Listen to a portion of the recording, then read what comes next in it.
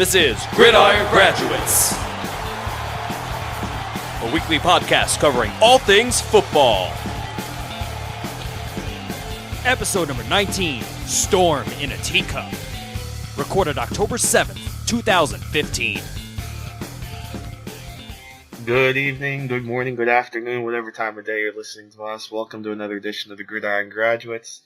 I'm your man, Bill Rossetti, joining you as always, and on my side, my good buddy, as always, Mr. Ian Wharton. What's going on, man?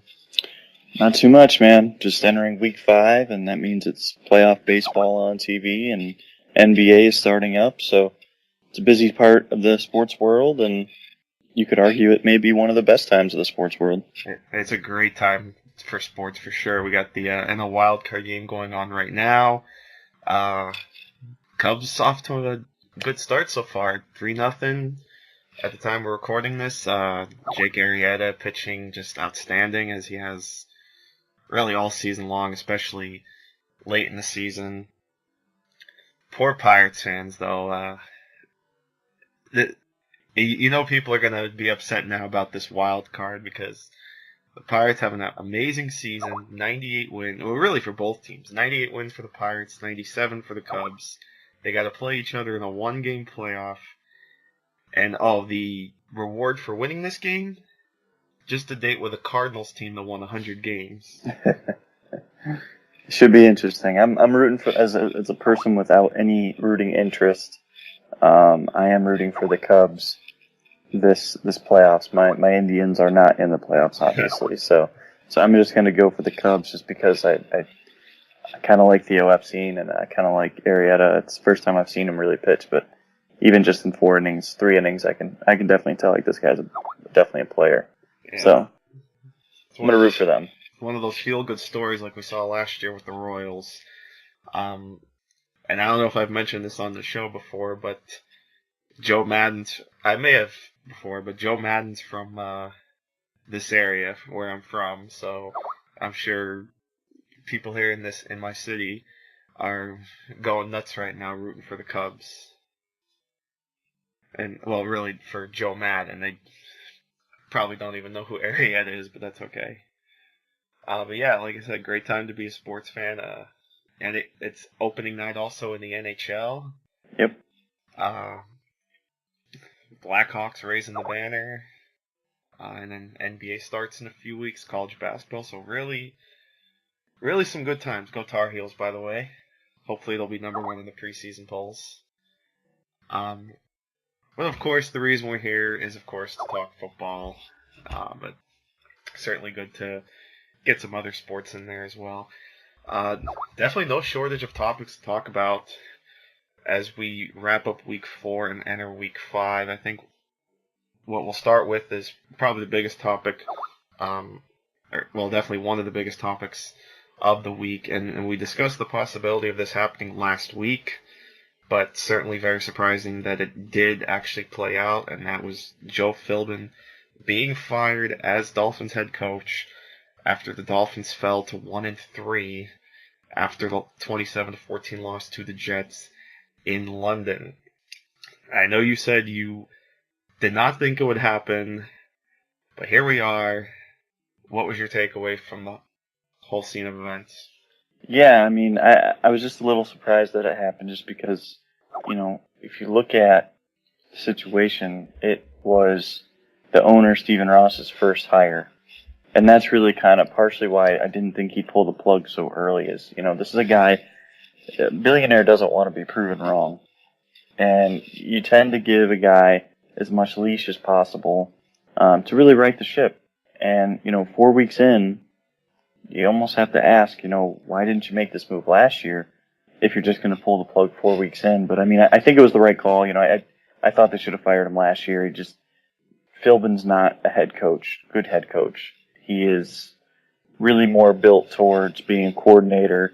With the Packers, he wasn't even a play caller. He wasn't really the main developer of Aaron Rodgers. And, he was underqualified for the head coaching job, and his personality didn't help either. So, it was just about a bunch of bad that kind of added up and it escalated. He didn't make the right hires at coordinator position either. So I mean, there's just a lot of bad things, and there was a talented team, and so I mean, quite frankly, for that team to not be better than 1-3 at this part in the season, is 1-3 a fireable offense? Yeah, probably for the expectations that the franchise had, and they still feel like they have a chance at the playoffs, which, I mean, I disagree. When you fire your head coach in the season, you're not really expecting much to happen in the middle of the season, but we'll see. We'll see how it goes. I mean, I like the pick of the interim coach, Dan Campbell. He's complete opposite of Joe Philbin,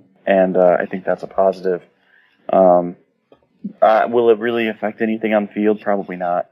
And really, as a Miami fan, it hurts to say, but you really probably don't want to see this team win very much because this team needs help. They are lacking talent in the trenches on both sides of the ball. And the only way you're going to fix that is through quality drafting.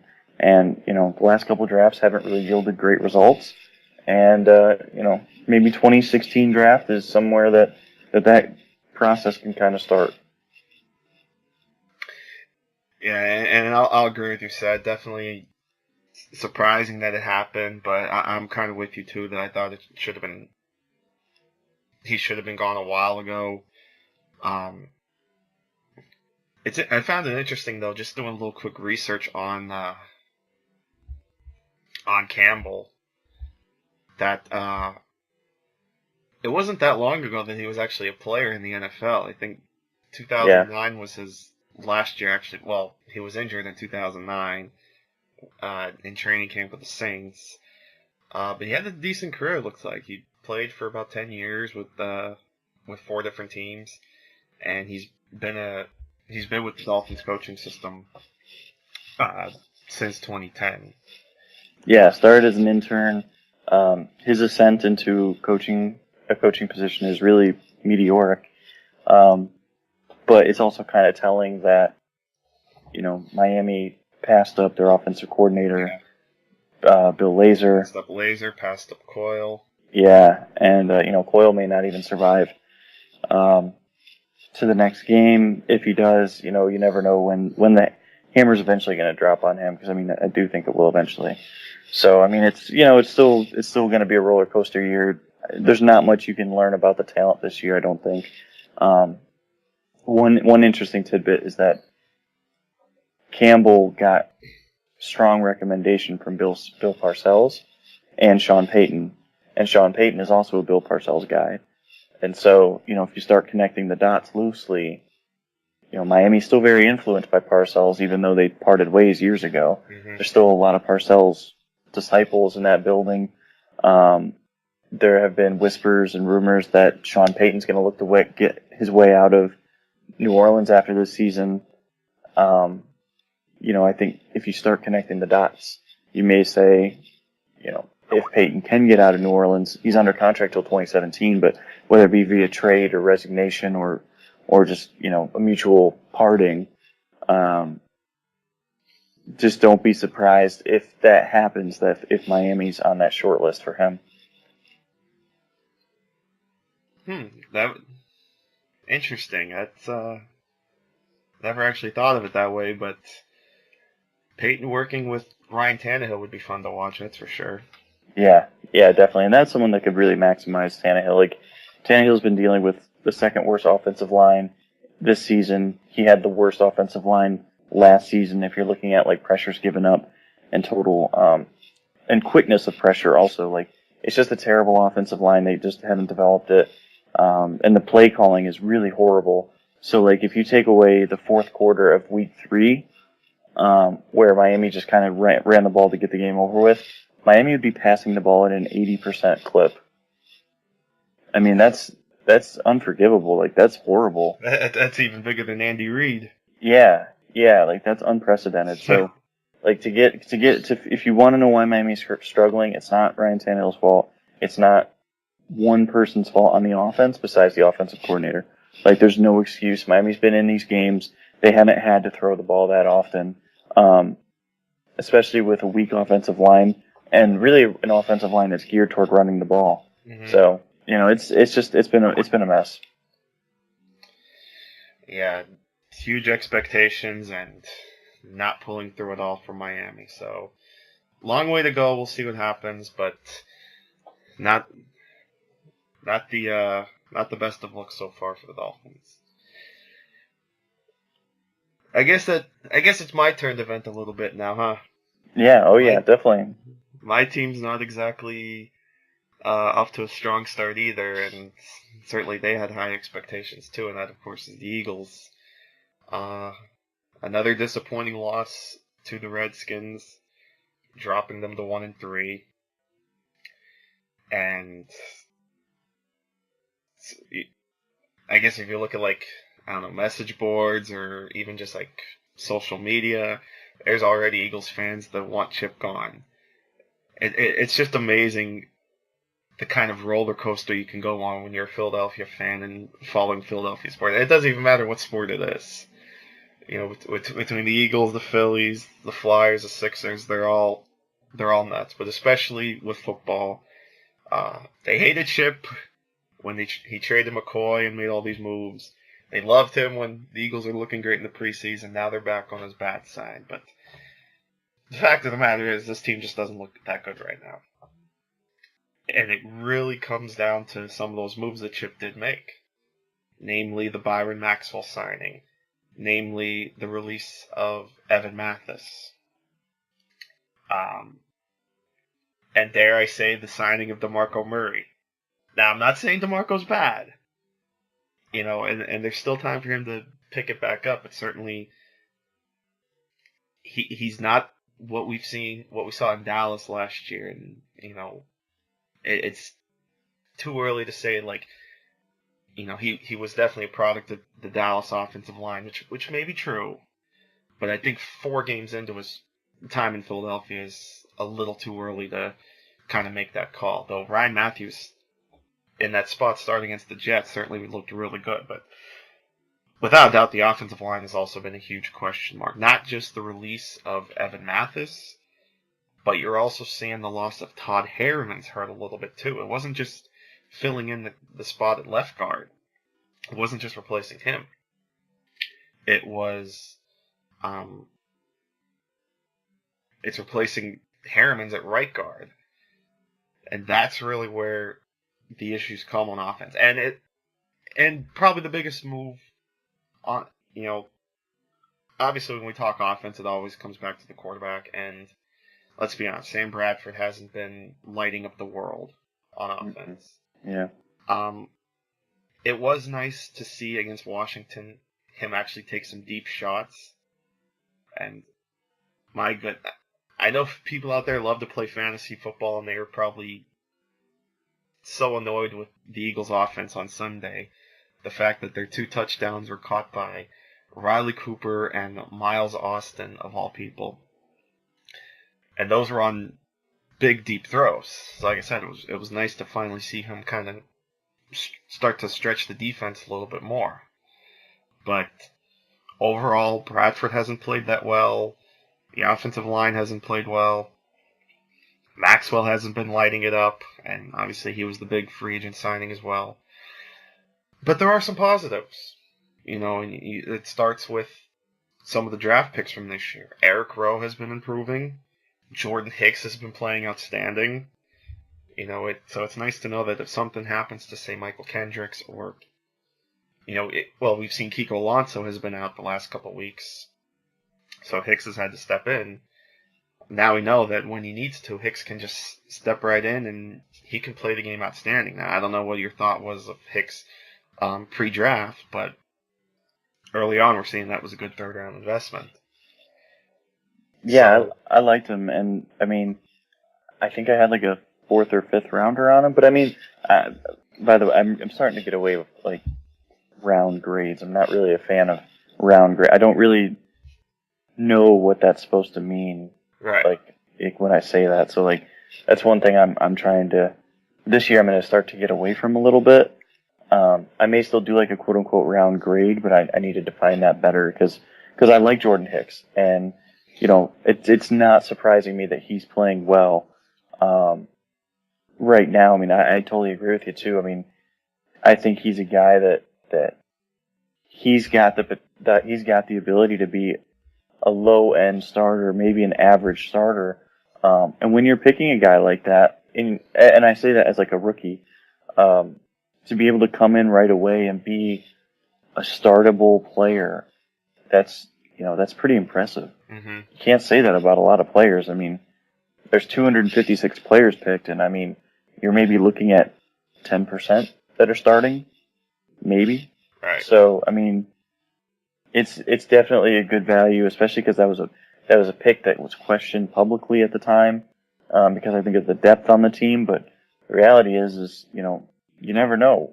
And they had guys coming off of injury, and guess what? Those players are injured again. So it's it's just one of those things where it was a risk, but it's paid off so far. I mean, I'm really glad to see it too. Yeah.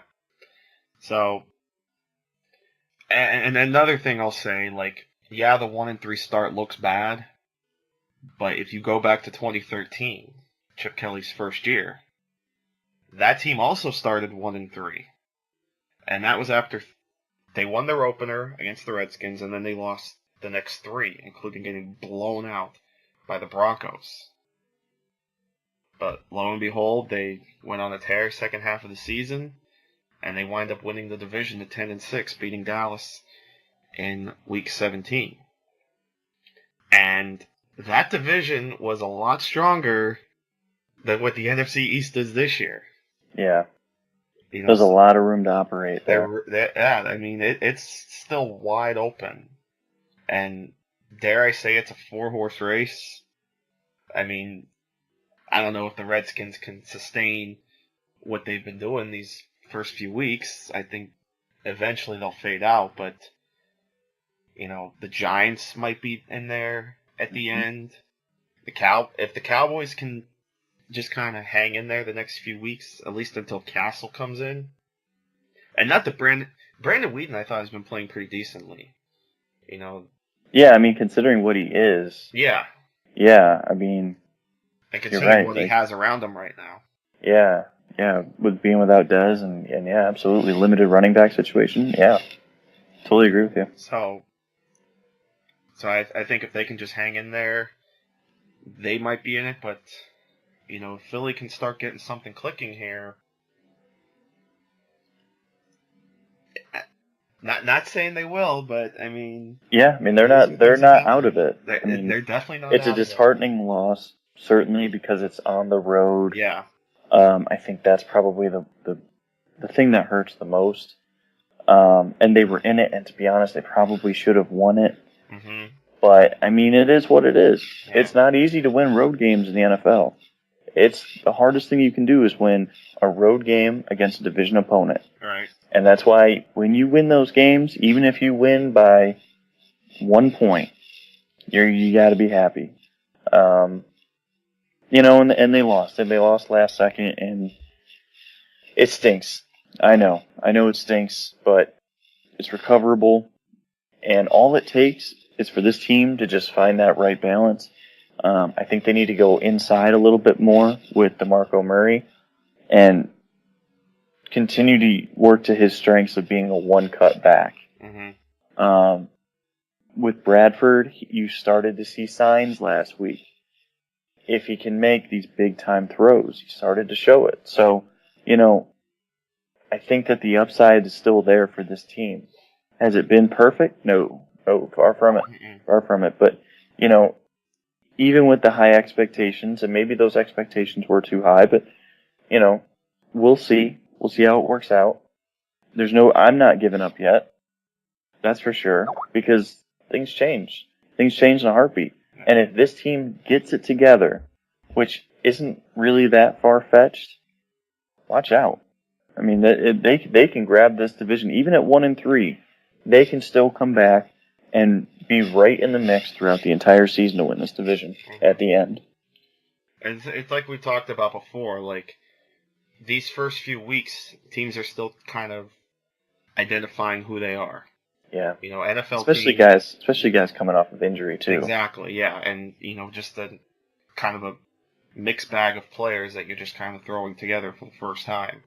it takes more than a month for them. I understand, you have practice time, and people say, they've been together this long and OTAs and training camp, this, that, and whatnot. But until you get out there in real games and really gel like that, it takes time. You and I have said this before. We may not know fully about this team till, say, early to mid-November. So like you said, there's still plenty of time for them to kind of get back into the swing of things and win some games. There's still a couple winnable games coming up. Now, I may worry a little bit about this week about the Saints. They're feeling pretty good about themselves beating the Cowboys. Their offense is clicking a little bit. They're finally getting C.J. Spiller involved. But on the other hand, maybe this is the type of game that the Eagles need to get that confidence back. And we'll see. I guess I'm cautiously optimistic. I'm not. Yeah, I mean, it's there for the taking. We talked about it last week, how their schedule favors this team. Yeah. And I still feel that way. I mean, yeah, Washington probably should have been a win, but the reality is that right now, at this very moment, neither team's overly good, and the home field advantage ended up mattering. And that's why Vegas gives you 3 points as a home favorite. Mm-hmm. It does mean something. It affects everyone on the field a little bit differently, and very few teams are overly good on the road, and very few teams are especially bad at home. So you just got to remember that and keep that a little bit in perspective. I mean, now I expect them to win this week. It should be a good game. It should be a little bit of a tough game, but I still expect them to win. This is a game to me that says, okay, if we go out and win this game, we can turn this around. Mm-hmm. Now, if you lose this game, things are going to start to get ugly. It's going to be much more difficult to really recover from, because you're probably trying to win the division with a 9-7 record at the worst. Yeah. Anything less than that, and if you're winning the division, you take it with a grain of salt, because you're probably not doing much in the playoffs. But I expect this team to win this week. I mean, New Orleans isn't a good team. I know Drew Brees played better last week, but it's still just a very limited team. It's a limited roster, and Dallas's defense is still a little bit leaky. Absolutely. They still didn't have that pass rush that they'll finally get back this week with Greg Hardy. Yeah. And he may not be 100% either, because he hasn't been playing. So you just never know what he's going to show up and do. Yeah, and just one more quick note on the Eagles before we move on. How you mentioned about playing on the road is tough, and playing 3 of your first 4 on the road is never easy. No. Even if they're short road trips, to even just Washington and New York, but still going on the road is tough. But it'll be nice for them now to get those back-to-back home games these next 2 weeks, and then down the line you still have the 3-game homestand coming up. So the schedule, in terms of the home-road ratio, does get a little bit favorable down the stretch.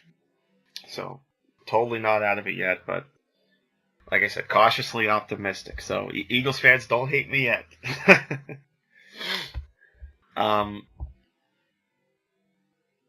One more topic we'll talk about before we get into Week 5. And it's a bit of a change of pace from last week where we just ran through the games, but change of pace is nice. Like Darren Sproles, like Danny Woodhead. Oh yeah. We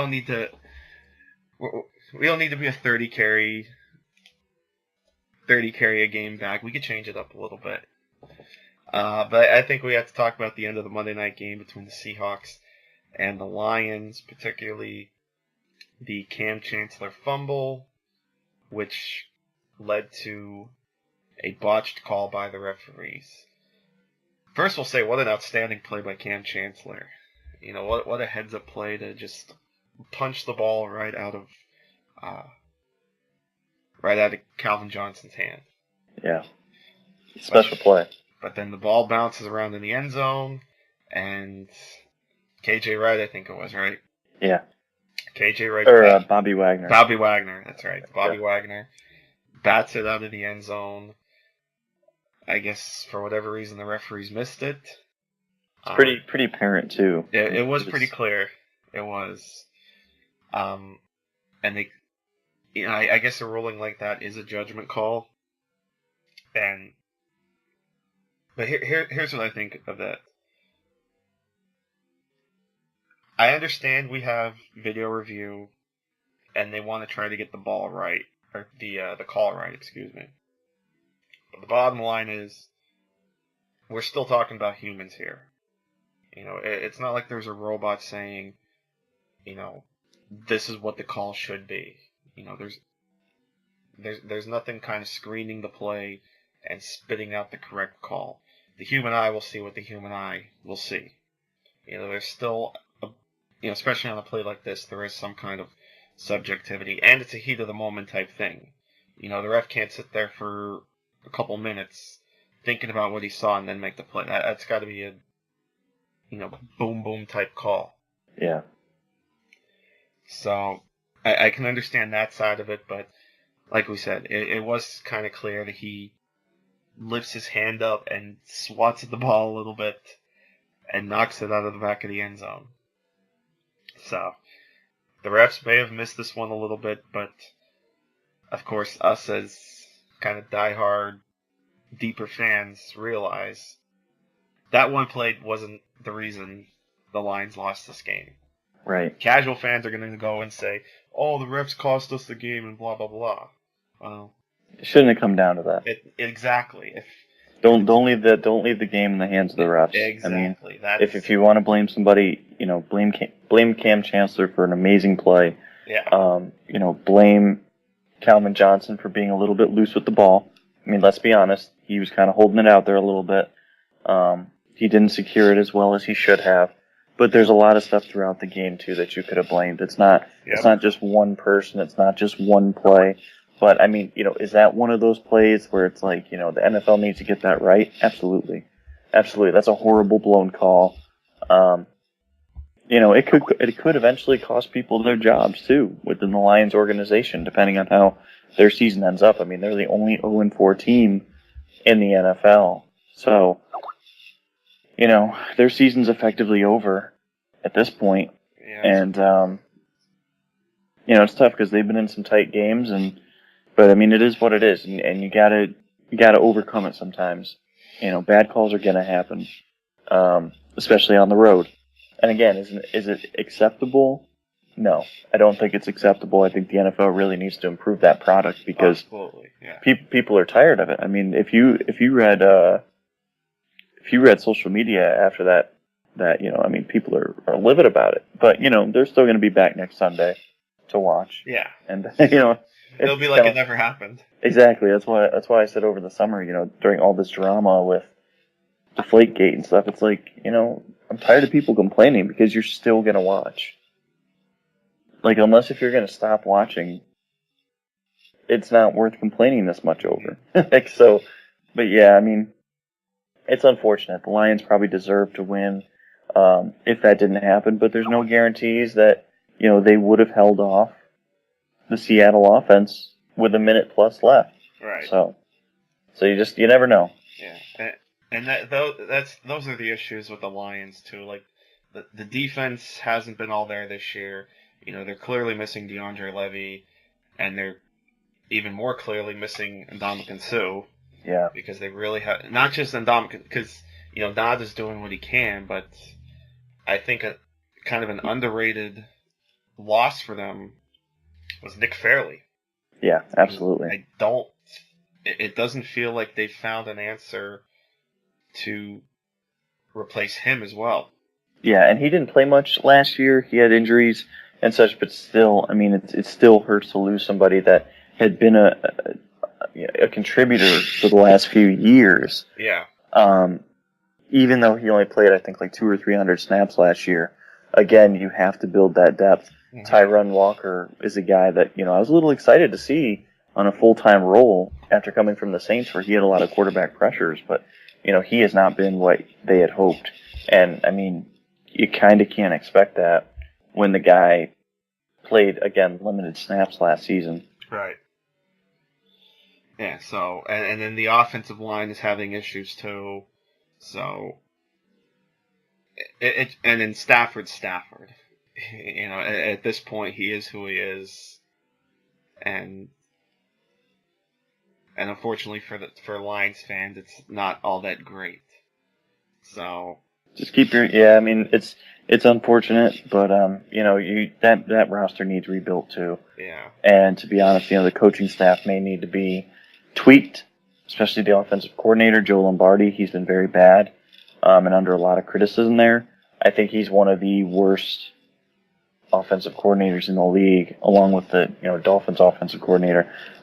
Just like the game script and player usage, I think there's a lot of valid concerns there. And so, I mean, sometimes it just takes a little bit of short-term pain to get that long-term gain, and that's the positive I'd be hoping for as a Lions fan, because I mean your season is over at this point. There's really nothing.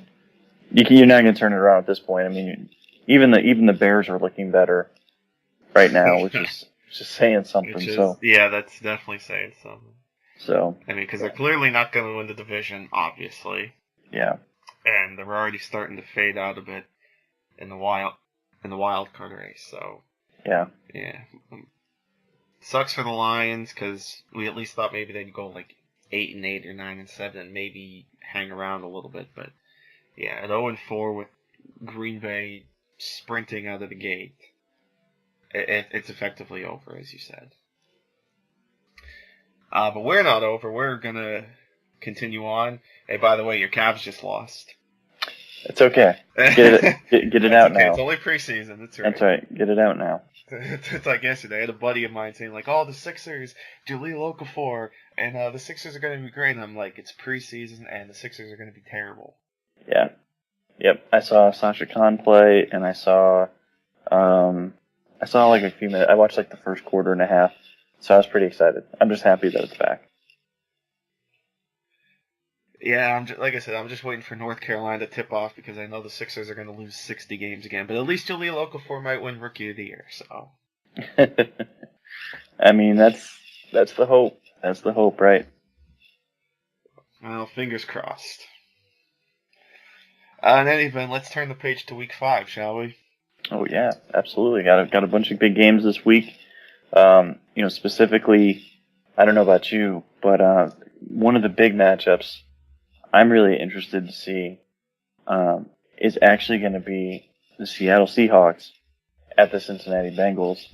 You've got one of the hottest teams in the league, Cincinnati Bengals, obviously favored at home, but their offense has been clicking on all cylinders. They just beat a pretty decent Kansas City Chiefs team, and really kind of had their way with them in terms of offense versus defense, which is kind of surprising considering how good Kansas City's defense can be at times. Mm-hmm. But on the other side is Seattle, who's really struggling to put up points. They don't have the same running game. They don't have a good offensive line.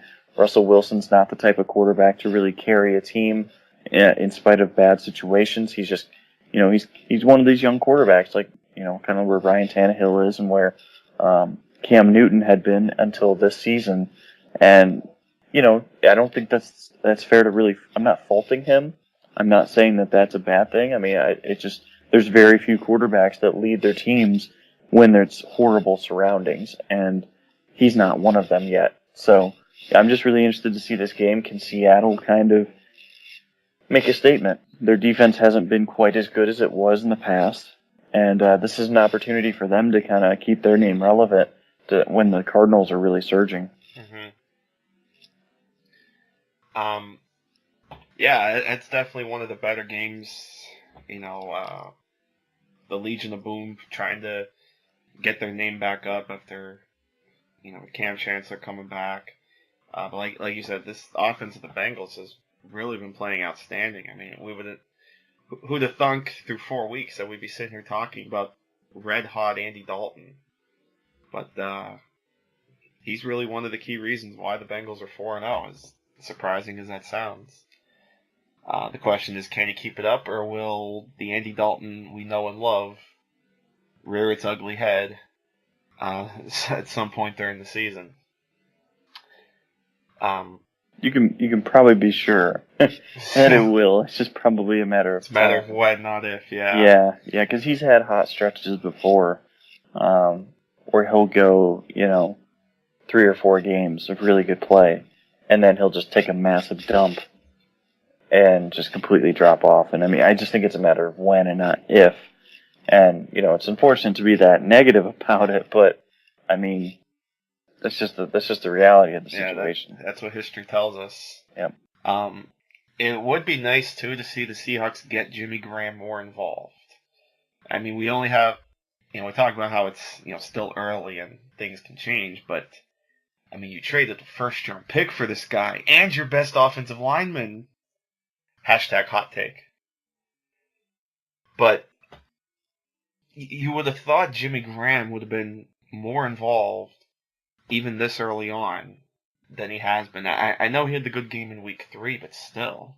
Yeah. It's alarming. And that was against a bad Chicago defense. So hopefully they get him involved more.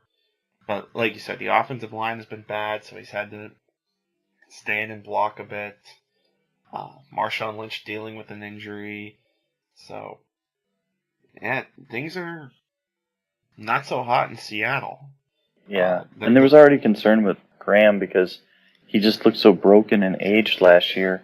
Not like a bad player, but like, where did this superstar go? Mm-hmm. And, all of a sudden, there's legitimate concerns about whether he, can continue to be a good player in the NFL. And I don't mean like, let me rephrase that, a really good player in the NFL, like a top 2 tight end. Is he still that guy? And part of it, I think, is usage, and then the other part of it, I think, is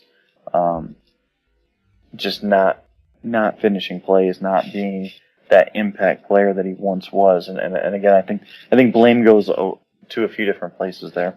Mm-hmm. It's not a simple thing. It's just saying, it's this one thing. I mean, I do agree, though. I think he needs to get a lot more targets. I'm curious too, because we've seen Richard Sherman play in the slot a little bit this year too, which has been interesting to see. Yeah. I'll be kind of curious to see if Sherman shadows AJ Green, or if they're gonna kind of keep him to the one side, or. Yeah, it's very rare that they moved him. I think only in 2014 I remember him moving into the slot once. It's very matchup. It was. I think it was. I'm trying to remember who it was they did that with. It might have been Des Bryant. But generally, though, that's not the case. I mean, Mm-hmm. You want to play guys where they're most effective and they're most comfortable. Right. And so, like, I know people like to get on Sherman because he plays on one side of the field, but almost every cornerback in the NFL does that. So, like, it shouldn't be a negative when players do that. And I feel like I just see that sometimes on Twitter, and it's like, don't be that guy, because that sounds uneducated. Because really only a couple guys in the NFL do that. And like, it's not always the most effective thing for the defense to do that. Mm-hmm. Yeah, that's the thing with Seattle. Like, that's just how they run their base defense, is they set Sherman to one side, they'll set whoever the other corner is on the other. But even still, when it happens, that'll be a fun matchup to watch, is Sherman versus AJ Green. We'll see if Tyler Eifert gets a little more involved in this game too. And as we've said a couple weeks now, the running game, how that continues to develop. Yeah, I really like this. How they've gotten both backs involved more, and both backs are certainly producing, so could be turning into a pure two-headed monster here in Cincinnati. I still like Jeremy Hill, and he showed why. He's a good back last week. Had a couple scores. Gio Bernard scored last week. So, and the offensive line is playing very well. So it just all adds up to a very good offense for this team. Even Marvin Jones is having a good year. Yeah. So that's why I think I might lean the Bengals this week. Because I think the offense can continue to produce. The defense is still good. Excuse me. If Geno Atkins can get something going this week against that offensive line of Seattle's, Russell Wilson better watch out.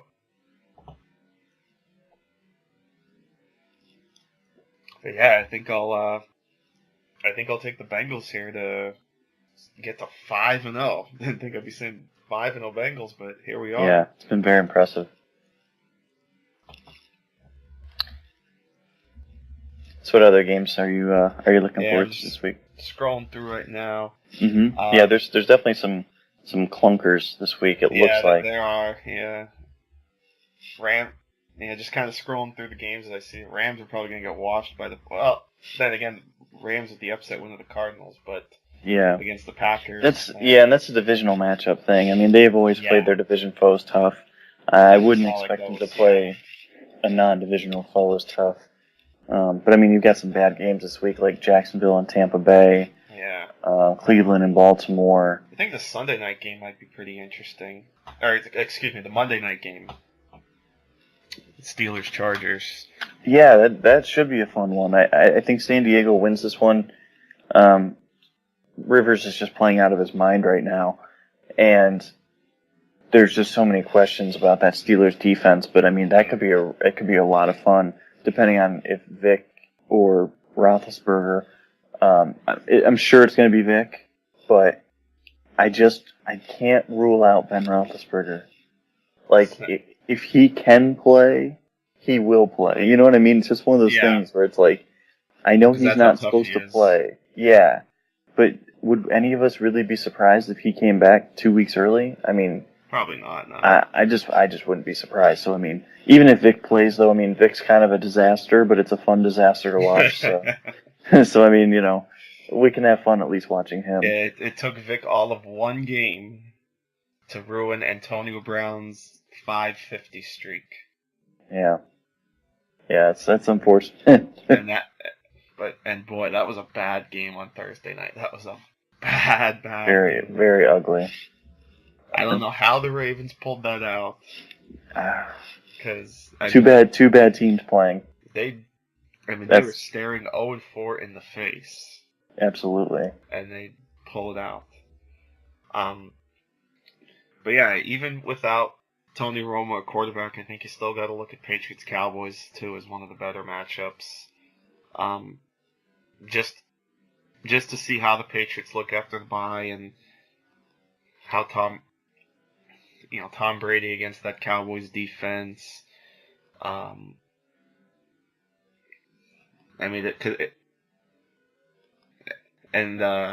Excuse me, just trying to think what I want to say here, but we talked about the return of Greg Hardy too, to maybe give the Cowboys a little bit of a pass rush. Like you said, he hasn't played in a while though. His last game was week 1 of last year. Yeah. I mean, it would just be pretty surprising to see them come away with a win. I don't see the Cowboys winning this one either.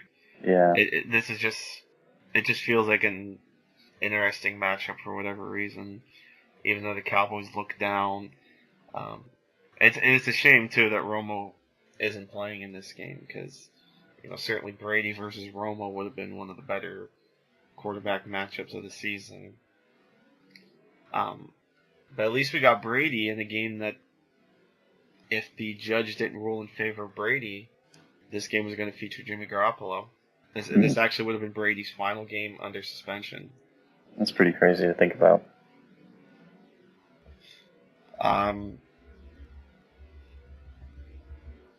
Yeah, a bunch of the games are, there's not too many awe-inspiring games this week. I mean, maybe Saints-Eagles to see a little bit of offense. Yeah, Denver-Oakland might be interesting because you got a really young team in Oakland who's been playing well, but they've also played a bunch of nobodies. So now they actually play like an elite defense in Denver, and we can see if Derek Carr actually did take that next step, or if he's just kind of beating up on bad defenses. That's something I'm going to be watching this week. Yeah, and the Raiders really should be sitting at 3-1 right now. I don't know how they lost that game to Chicago. I mean, Chicago. Part of it is that Jay Cutler actually looked pretty competent. And, I mean, that's going to be something to watch moving forward because, I mean, he legitimately could take them out of the Jared Goff race. And, I mean, it's just really interesting that, like, he came back and, looked so good when like, everyone kind of wrote him off. And deservedly so. I mean, that's totally fair. So. Speaking of the Bears, they're 10.5-point underdogs to the Chiefs. Wow. Yeah, it seems like a lot of points.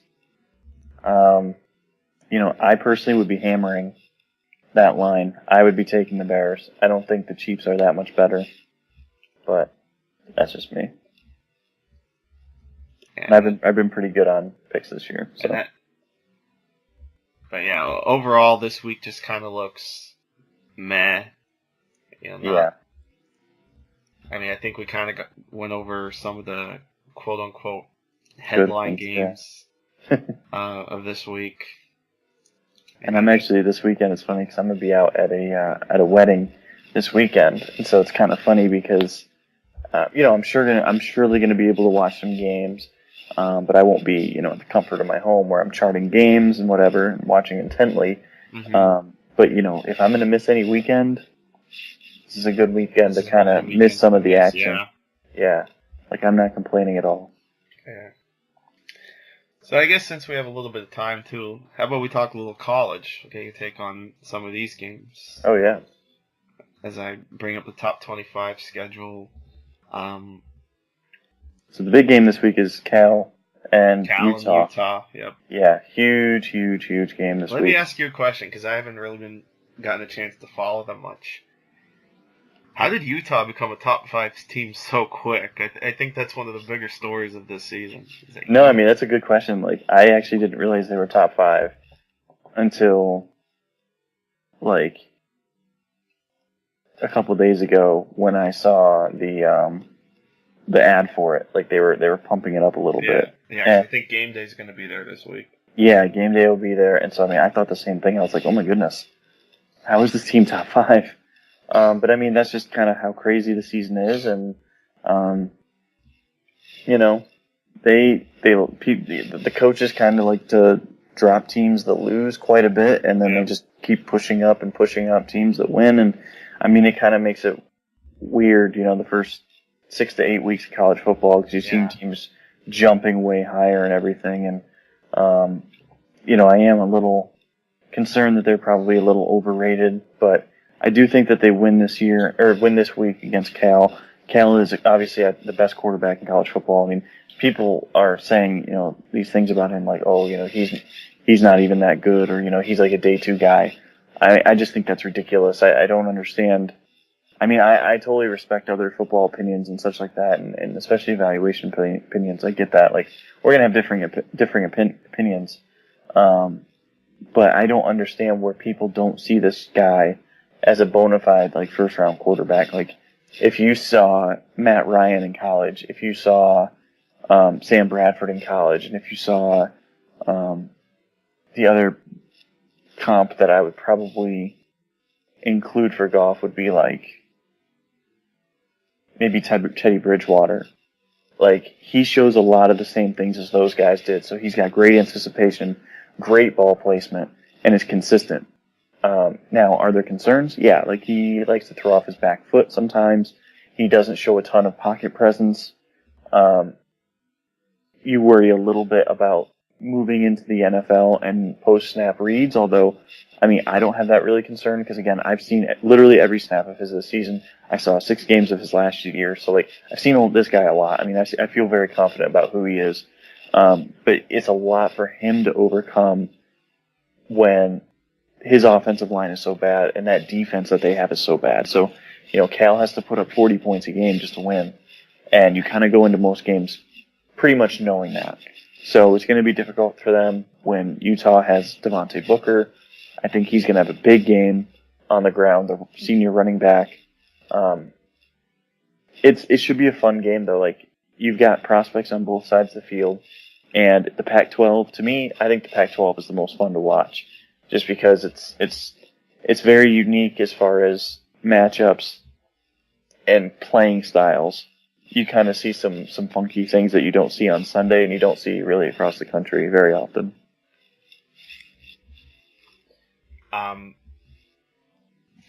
One point I wanted to make, that's the one good thing about they did it in the BCS and now with the college football playoff, is that they do wait for, they wait about 2 months before they post their first rankings. So it's not, it's not as crazy as these initial polls.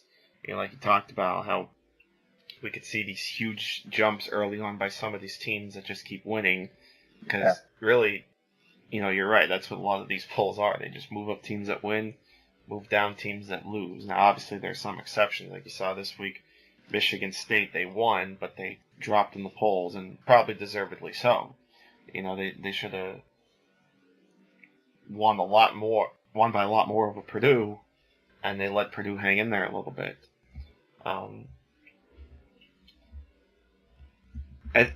I'll say this too about these recent polls. I found it interesting that I saw Toledo in one of the polls, and Boise State back in the polls. Definitely makes the group of 5 race a bit interesting.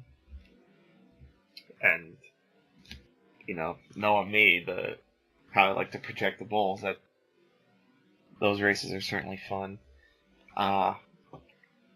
Your Buckeyes should have a winnable game this week against Maryland, but they certainly haven't been overly impressive this season either, have they? Yeah. No, they just come off to me as bored. It just looks like a team to me that's very bored. They don't run now. It's just like, okay, we're here. Yeah, well, I mean, they haven't been challenged, and I mean, there's not much they can do about it. Like, last game was close, and yes, it came down to the last play, but I mean, it doesn't mean that they entered that game focused, and I just don't feel like they feel challenged.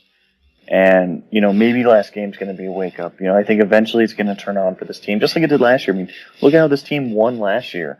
They won a lot of close games.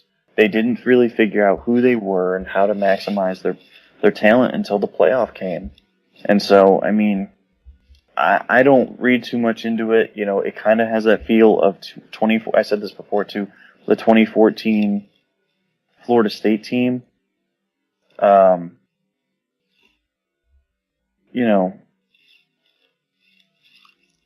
It's like it just kind of run through the schedule, not really being challenged by anybody like Florida State was, and then they go up against a good Oregon team and they get blown right out of Pasadena. Yeah, I mean, I don't think that'll happen. I think it's just too talented of a team. Yeah. But I mean, it is something to watch. I mean, it's tough to watch this team because of what happened last year. But what happened last year was also magical. And I think it's fair to maybe say that, maybe we thought that this team would do more than what was really possible based off of, stuff that happened last year that really was just magical. Yeah. It's funny, too, because I still have people saying to me that Ohio State had no business being in the playoff to begin with. No, that's ridiculous. That Baylor or TCU should have gotten in, even though that's crazy.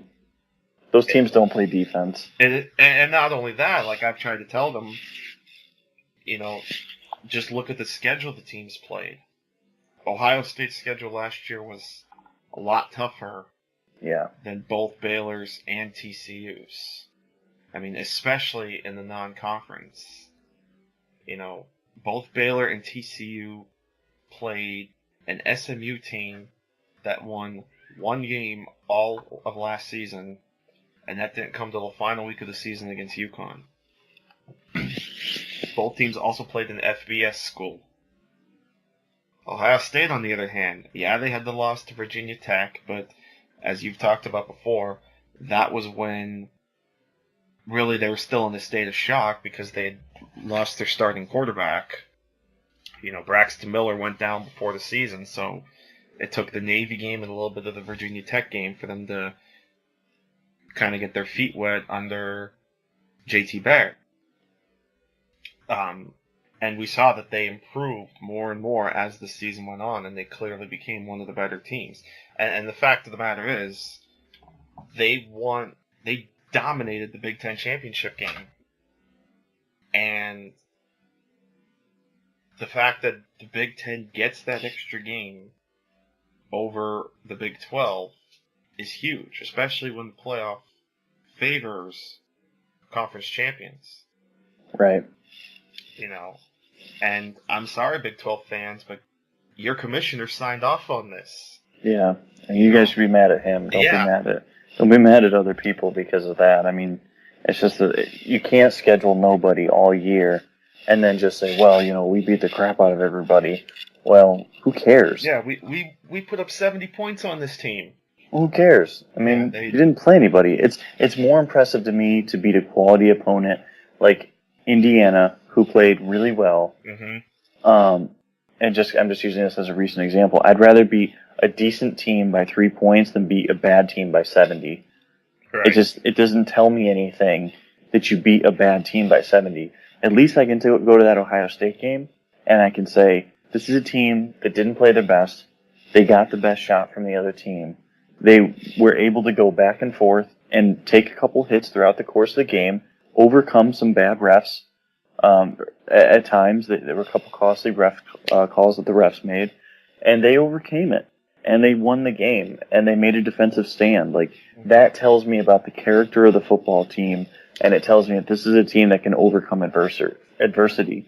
I mean, quite frankly, as fun as TCU and Texas Tech was a couple weeks ago, that was an embarrassing display of just horrible defense. It wasn't even good offense. It was just terrible defense as teams were just running up and down the field. Like, it was unbelievable. I mean, you see gaps like that in high school. Yeah. That these running backs were running up. It's just crazy. And it just feels like that's what the Big 12 is maybe not famous, but infamous for. Yeah. But, so we'll see if that discussion comes into play again this year. Particularly for teams like TCU and Baylor. Even like for a team like Michigan State, we talked about out of conference play. The win over Oregon at the time looked nice. Mm-hmm. Now that win has lost a lot of luster. We talk about it even with the NCAA tournament in basketball. Because in football we don't have a system like the RPI to go by. It's really just kind of the eye test and the rankings that the committee puts out to kind of give us an idea of how strong these wins are. Right. But we'll see, because again, it's not like TCU and Baylor scheduled strong opponents again. I mean, TCU had the game against Minnesota, but you're not really hearing much of Minnesota this year. Yeah. So, but I guess if they can continue to win like they have been, and run the table, then maybe the committee will give them the benefit of the doubt. Like we saw last year at Florida State, like there have been times where they struggled throughout the season, but the fact is they went undefeated and still got into the playoff, even though they were in as the 3 seed, not the number 1 seed, but they still got in. I also want to say too, I think a program it's real nice to see back among the top teams is Florida. Yeah, very impressive win. Yeah, huge win over Ole Miss, dominating fashion. It was funny. It was a couple weeks ago. I'm sitting here thinking, well, you don't hear much of Florida football anymore. It's almost like they've kind of fallen off the map a little bit, even in the SEC. But here they are, 5-0, 3-0 in conference.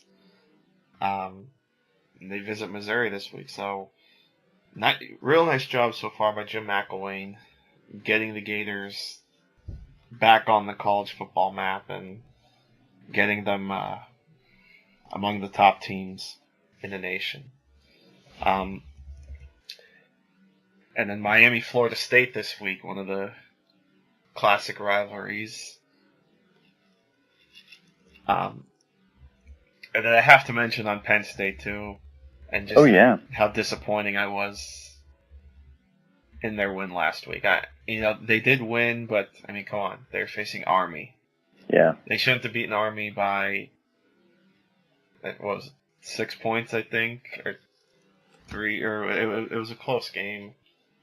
Should never have been that close. Yeah, I mean, and what sucks about it too was the fact that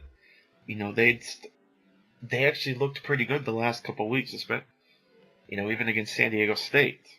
It seemed like they were getting it together a little bit. Mm-hmm. And then they put up this clunker against Army. Now you go back into Big Ten play against an Indiana team that nearly stunned Ohio State. So, this isn't the Indiana of old where you could just walk in there and just beat the Hoosiers because they're not competitive. This is a good Indiana team that Penn State playing this week. Yeah. And then, oh, by the way, they go to the Horseshoe next week to get absolutely slaughtered. Right. So, I don't know, maybe we'll still hold out hope for something like the San Francisco Bowl or something for the Nittany Lions. I'm sure something will work out, but they should still get to a bowl. I mean, they are, because they're already 3-1, I think, or sounds right, yeah. Something like 3-1, 4-1. So they'll still get to a bowl because Maryland's a winnable game.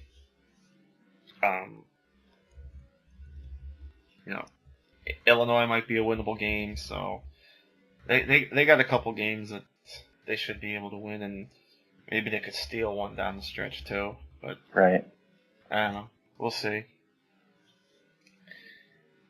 But with that, I think wrap up another fun hour of talk. Boy, this time sure flies by, doesn't it?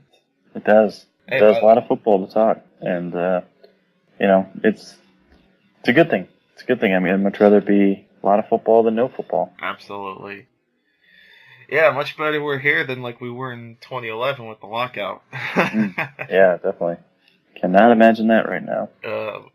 Thank God we have like 5 more years before we have to deal with any of that crap. Hey, by the way, in the time we recorded this, our first NHL game has gone final, so congrats to the Canadiens for winning the first game of the NHL season over the Maple Leafs 3-1, and good luck to Toronto tomorrow in their first playoff game in 22 years. Wow. Yeah, that's pretty amazing. The first playoff game for the Blue Jays since Joe Carter's World Series winning home run against the Phillies. Yeah, no kidding. That's pretty crazy. So I know you said you're rooting for the Cubs. Do you have a prediction on who's going to win the World Series? I'm just going to go wild guess and say it'll be Cardinals versus Blue Jays, and I'm going to take Toronto. I like Toronto too. So I'm going to say Kansas City finishes the deal this year. I'll say the Royals beat the Cardinals, and that's. I watch baseball, but I'm not like, Buster Olney or anything. Yeah. So, and I know that's kind of a cop-out pick because it's the 2 top seeds, but.